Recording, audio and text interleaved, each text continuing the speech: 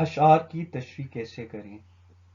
P M S Urdu کے paper میں اشعار کی تشریح کے متعلق سوال پوچھا جاتا ہے، یعنی مختلف شعراء کے 5 اشعار میں سے 3 اشعار کی تشریح کرنی ہوتی ہے۔ اس سوال میں 15 نمبر ہوتے ہیں اور اچھے نمبر حاصل کرنے کے لیے ایک اچھی تشریح کرنا ضروری ہے۔ ایک اچھی تشریح کیسے کی جاتی ہے، آج کی اس ویڈیو میں ڈسکس کرتے ہیں۔ تشریح کے حوالے سے 2 باتوں کا ادراک بہت ضروری ہے۔ ایک یہ، تشریح کی حیت یعنی سٹرکچر کیا ہے اور اس کے کتنے حصے ہیں۔ دوسری بات، تشریح کو شعر کی اصل حقیقت کے مطابق لکھنے کے لیے کن پہلوؤں کو مد نظر رکھا جائے۔ پہلے ہم تشریح کے حصوں کی بات کرتے ہیں۔ ہستی اپنی حباب کی سی ہے، یہ نمائش سراب کی سی ہے۔ اس شعر کو مثال بناتے ہیں اور تشریح کے حصے دیکھتے ہیں۔ خلاصہ، الفاظ کے مطالب اور تجزیہ تشریح کے حصے ہیں۔ سب سے پہلے آپ خلاصہ لکھیں ہیڈنگ کے ساتھ۔ خلاصے کا مطلب ہے کہ آپ نے اس شعر کو جیسے سمجھا ہے اس کو سلیس شکل میں لکھنا ہے۔ جیسے میں نے خلاصے کے سامنے لکھا ہے، اس شعر میں شاعر نے زندگی کو پانی کے بلبلے اور دنیا کو دھوکہ سے تشبیہ دیا ہے۔ یہ اس شعر کا مطلب ہم نے لکھا نثر کی شکل میں، جو ہمیں ابتدائی سمجھ تھی اس کے مطابق۔ دوسرا مرحلہ، الفاظ کے مطالب لکھیں۔ جو مشکل الفاظ ہیں ان کو لکھیں اور سامنے اس کا مطلب لکھ لیں، جیسے حباب بلبلا اور سراب جو ہے وہ دھوکہ ہوتا ہے۔ اس کے بعد تشریح کی ہیڈنگ لگائیں اور پھر مین تشریح کی طرف آئیں۔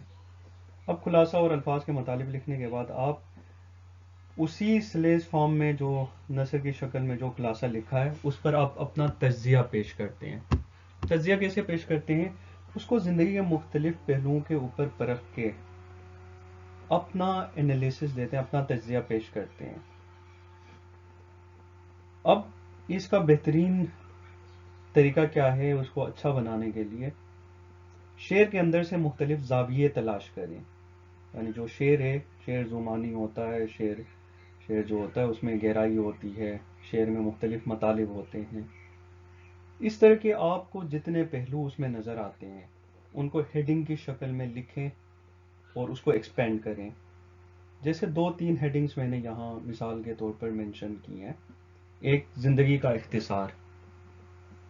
دوسری ہیڈنگ جو ہے وہ زندگی ایک نمائش۔ تیسری ہیڈنگ شعر کی شکل میں بھی آپ لکھ سکتے ہیں، زمین کھا گئی آسماں کیسے کیسے۔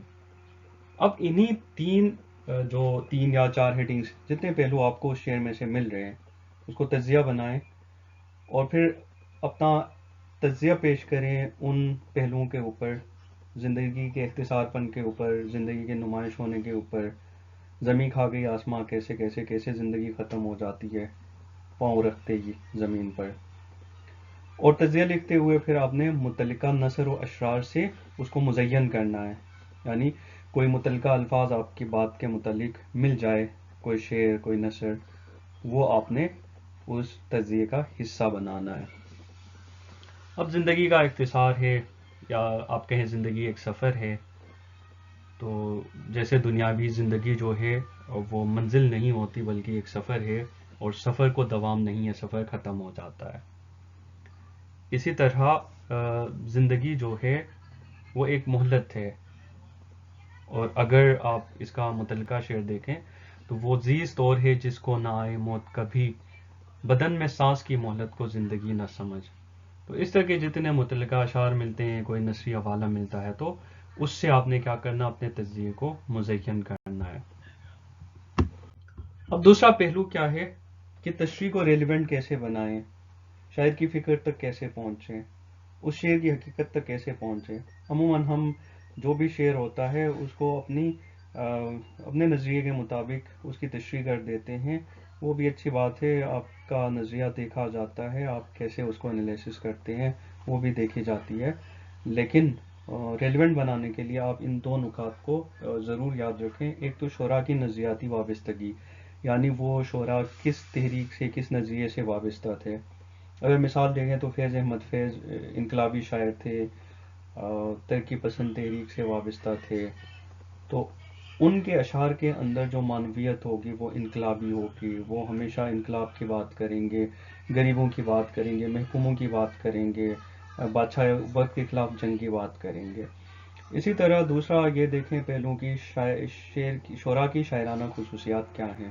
یعنی غالب کی ایک شاعرانہ خصوصیت صوفیانہ، وہ صوفیانہ کلام بھی لکھتے تھے۔ تو دیکھیں یہ مسائل تصوف، یہ تیرا بیان غالب، تجھ کو ولی سمجھتے جو نہ بادخار ہوتے، تو وہ صوفیانہ کلام بھی لکھتے تھے، وہ ان کی ایک خصوصیت تھی۔ ہر شاعر کی 5 6 7 جو نقادوں نے بتایا وہ خصوصیات ہیں، وہ دیکھ لیں۔ تو یہ دونوں چیزیں، ایک تو نظریاتی وابستگی کا اور شاعرانہ خصوصیات، اگر آپ کو یاد رہیں یا آپ پڑھیں تو آپ اشعار کی اچھی تشریح کر سکتے ہیں، جس سے آپ کے بہت اچھے مارکس آ سکتے ہیں۔